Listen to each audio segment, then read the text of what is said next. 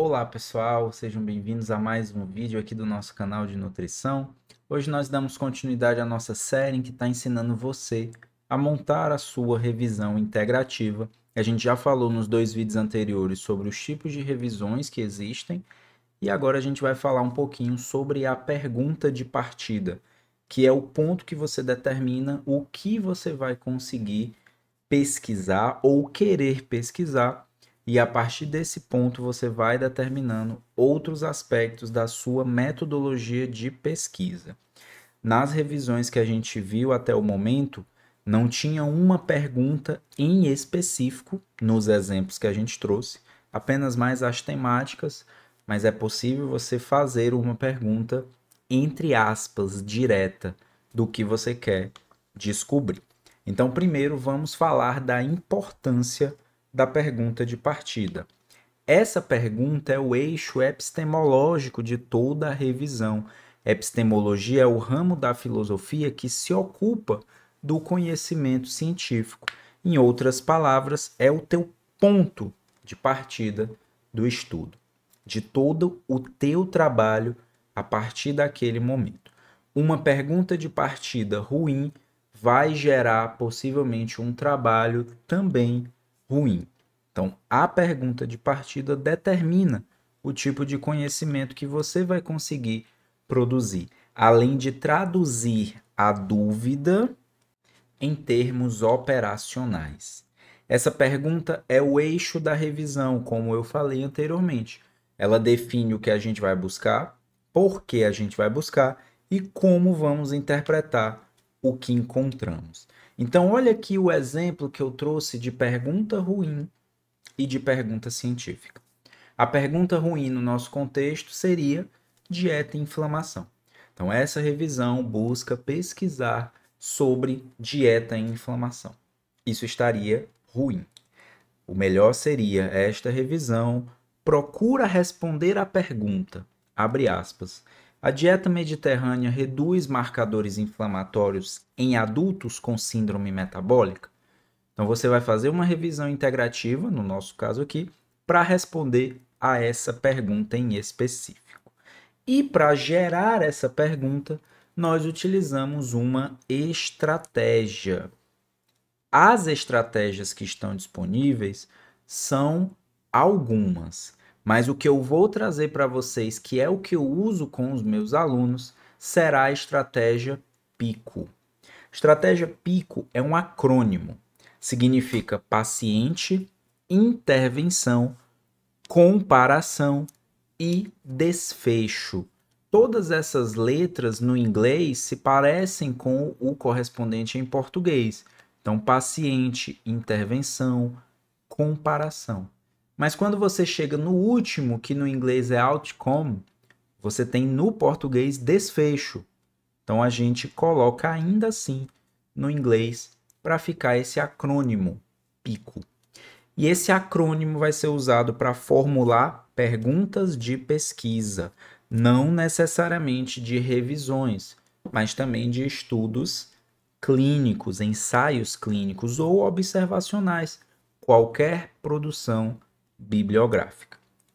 A estratégia te ajuda a estruturar essa pergunta de forma clara e vai te ajudar no próximo passo que a gente vai dar nessa nossa metodologia, que é a definição dos termos de busca para obter informações das bases de dados. Isso vai otimizar a recuperação de estudos para resolver essas questões, questões clínicas ou questões de pesquisa. Então a gente pode usar na revisão e também pode e deve usar em outros tipos de estudo. O PICO surge justamente da medicina baseada em evidências, que é esse estudo da ciência médica com base no que o estudo científico hoje já traz como solidificado. Então, essa é uma ferramenta para traduzir dúvidas clínicas em perguntas pesquisáveis, tá? Estratégia PICO, estou me referindo aqui. Esse é um modelo lógico de decomposição de uma dúvida científica, porque te obriga explicitamente a dizer quem está sendo estudado essa é a população, você precisa dizer o que está sendo feito ou exposto, que é o que a gente chama de intervenção, com o que isso está sendo comparado, que é a comparação ou comparador, e o que se espera observar, que é o nosso desfecho. Você vai apontar diretamente cada um desses itens dentro da tua ideia de pesquisa, ficando dessa forma aqui. O P de população define o grupo ou condição de interesse que você vai estudar. Isso envolve idade, sexo, diagnóstico dos indivíduos, contexto clínico ou contexto esportivo. Os exemplos para isso são adultos, vírgula, idosos, atletas de endurance, paciente com síndrome metabólica, dentre outros, crianças, adolescentes com ou sem determinada condição. Essa é a população. Enquanto que a intervenção é o fator experimental ou a variável independente do teu trabalho. Pode ser uma intervenção terapêutica, uma intervenção nutricional, comportamental ou qualquer exposição. Nos exemplos que eu trouxe, eu coloquei suplementação de creatina, dieta cetogênica, exercício aeróbico, depende do que tu tá tentando pesquisar. O C é a comparação, é aquela referência para contraste. Ele é muito aplicado em estudos experimentais. Quando você quer comparar algo que supostamente tem um efeito com, por exemplo, placebo. Mas na revisão integrativa, nem sempre isso daqui é obrigatório, porque às vezes você não está fazendo estudos com comparação direta, você pode pegar estudos observacionais dentro da tua revisão, como a gente já falou. Então, caso você não vá aplicar, você pode botar não se aplica. A não ser que você vá pegar somente tipos de estudos com aquela comparação. Aí você pode botar placebo, dieta rica em carboidrato, treinamento convencional, entre outros fatores. E o O, que é o desfecho mensurável, ou que você vai avaliar como variável dependente, ele tem que ser claro, objetivo e, como eu falei, mensurável. Você pode botar força muscular, função cognitiva, marcadores inflamatórios, VO2 máximo. Todos são exemplos que a gente tem para a nutrição, para as revisões aplicadas à nutrição. Aqui está um exemplo de pergunta que a gente pode criar com a estratégia PICO. E essa daqui é uma pergunta que se aplicaria tanto a revisões quanto a um estudo experimental direto. Então, vou mostrar só para contemplar todas as partes da estratégia. Então, em idosos, essa é a nossa população. A suplementação de creatina é a nossa intervenção. Comparada ao placebo, é a nossa comparação. Melhora a função cognitiva, esse é o nosso desfecho. Se a gente fizer um estudo experimental com essa população, essa intervenção, esse grupo placebo e esse desfecho, nós temos algo direto, algo que responderá a essa pergunta. Se a gente pegar apenas artigos para fazer uma revisão que usaram creatina e placebo, a gente também responde a ela, só que de uma forma diferente, através da revisão integrativa. Nessas revisões, o objetivo é compreender o fenômeno de forma ampla. A gente já explicou isso aqui. Integra evidências de diferentes delineamentos, o que não acontece com a sistemática, onde você tem que direcionar a tua pesquisa. Então, você pode pegar um estudo transversal, coorte, ensaio clínico. Alguns autores defendem que você pode colocar revisões.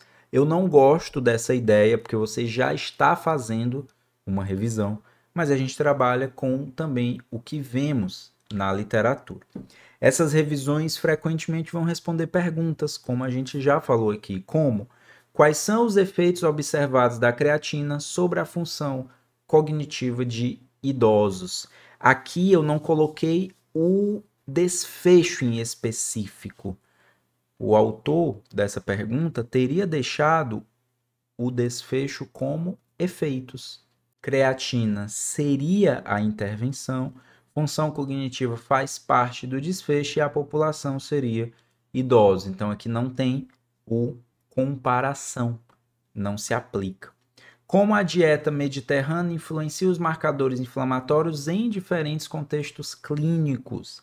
Aqui, para deixar melhor, faltou apenas a população nessa pergunta, mas ela também tem a intervenção, ela também tem o desfecho, não se aplica a comparação.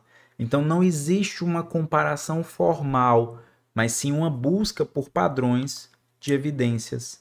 Nesse sentido, o C pode até existir implicitamente, porque os estudos podem comparar algo internamente que não deixa tão claro assim para o leitor. Mas esse aqui não é um eixo estruturante da pergunta. Se eu estou falando de revisão integrativa, eu posso deixar a comparação como não se aplica. Seguindo com os erros que você deve evitar na hora de fazer a sua pergunta. Isso é algo que muitos alunos confundem e você que assistiu essa série não vai mais confundir. A primeira coisa que se confunde aqui é confundir tema com pergunta. O tema é do que trata o teu trabalho. Então, no exemplo do contexto dessa pergunta aqui, a suplementação de creatina melhora a função cognitiva em idosos, o teu tema é creatina e idosos, mas a tua pergunta é algo mais direcionado. As duas coisas existem em concomitância. Você tem tema e você tem pergunta, assim como você tem título do trabalho também. Outro erro, um desfecho mal definido. Muitos autores só colocam benefícios, efeitos. Tem até uma pergunta dessa no slide anterior. Não está tão bem condicionada essa pergunta. Você tem que preferir variáveis que você mensure. Força, proteína C reativa, glicemia, VO2. Qualquer um desfecho mais mensurável. Pergunta dupla ou ambígua é outra coisa que eu vejo muito quando eu estou corrigindo trabalho de aluno ou ainda banca de TCC. A pergunta do tipo, a creatina melhora força e cognição e reduz inflamação? Você tem 3 perguntas diferentes aqui, às vezes para querer fazer um único trabalho. Então divide, foca em alguma coisa, tá? O foco também precisa ser pela população, que muita gente mistura adultos e idosos, adultos e adolescentes, tentando talvez pegar mais estudos disponíveis na literatura. Você pode ir com calma nesse sentido. E aí você tem a ausência de delimitação populacional. A revisão perde um pouco o foco quando mistura crianças, adultos e idosos sem um critério definido, um motivo, né, um porquê. Até porque são populações que diferem entre si do ponto de vista fisiológico e isso pode gerar diferenças nos resultados dos estudos encontrados. Então é isso, você tem esses erros, só esses 3, para que vocês comecem a fazer suas perguntas de partida com base na estratégia PICO. Essa estratégia precisa estar presente na metodologia que vocês vão apresentar. Geralmente é o início da metodologia e deve ser claro a forma como você encontrou essa pergunta ou chegou a essa pergunta. Então o acrônimo precisa ser respeitado. Por enquanto nós ficamos por aqui.